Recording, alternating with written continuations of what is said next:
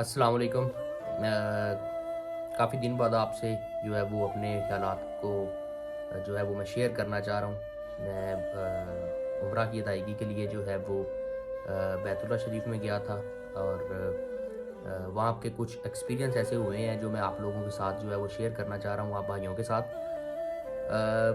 पहली बात ये है कि ये जो लोग पाकिस्तान के मौजूदा हालात के ज़िम्मेदार हैं और लोगों को जो है वो तिगनी का नाच इन्होंने नचाया हुआ है, तो क्या ये लोग समझते हैं कि जो कुछ पाकिस्तान के अंदर हो रहा है वो और अवाम पे जो वबाल है उसका ये लोग बोझ उठा सकते हैं? तो अगर ये अपने आप को अक्ल कुल समझ रहे हैं तो ये अक्ल कुल बिल्कुल भी नहीं है। अवाम को अवेयर होने की ज़रूरत है।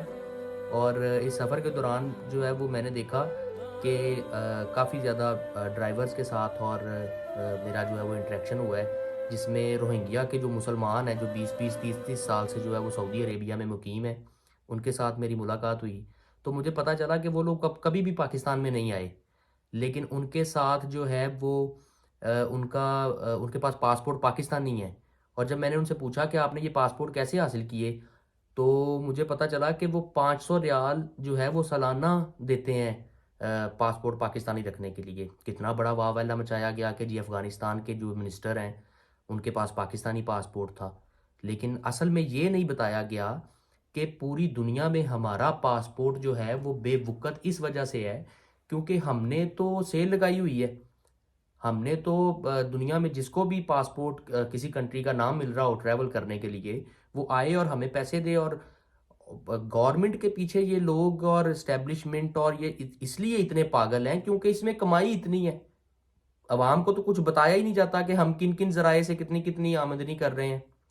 और अगर पाकिस्तान के अंदर कोई हकीकी लीडर जो है वो सर उठाने की कोशिश करता है, तो क्या हम सिर्फ इस बेस पे उसको जो है वो गिरा दें कि एमबीएस को, मोहम्मद बिन सलमान को उसका चेहरा पसंद नहीं है, अमेरिका को उसका चेहरा पसंद नहीं है, यूएई के जो है वो जो रॉयल फैमिली है उसको वो पसंद नहीं है। तो पाकिस्तान के अंदर असल में हो यही रहा है कि आपको जो है वो फेवरेटिज्म जो है वो जो पूरी दुनिया में जिस बंदे जो दुनिया पूरी लाना चाहती है जिस बंदे को, जिस जो उसके मफाद में है, बस वो आए और इस मुल्क को इसी तरह जो है वो डगमगाती हुई कश्ती की तरह लेके चले। अगर हम लोग इस्टेब्लिश हो जाएंगे, अगर हमारी कौम इस्टेब्लिश हो जाएगी, हम इज्जतदार, हम स्टेबल हो जाएंगे, हमारी इकोनॉमी मजबूत हो जाएगी, तो हम दुनिया के लिए ख़तरा है। तो क्योंकि जो है वो अल्हम्दुलिल्लाह अल्लाह ताला ने हमें न्यूक्लियर पावर बनाया है, ये कोई छोटी बात नहीं है। आप किसी भी एंगल से देख लें, ह्यूमन रिसोर्स के देख लें या आबादी के लिहाज से हमारे पास जो है आबादी भी जो है वो किसी कौम की एक होती है, पावर होती है कि आपके पास कितने ह्यूमन रिसोर्सेज आपके पास कितने हैं।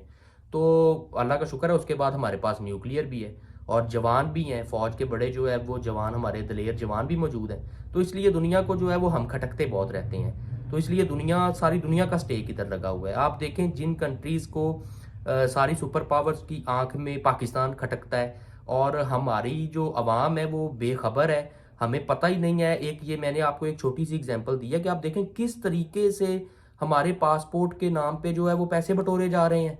पूरी दुनिया में हमारा पासपोर्ट, सऊदी हुकूमत उनको 20 साल पहले वहाँ से लेके आई थी, लेकिन सऊदी हुकूमत ने उनको अपना पासपोर्ट नहीं दिया।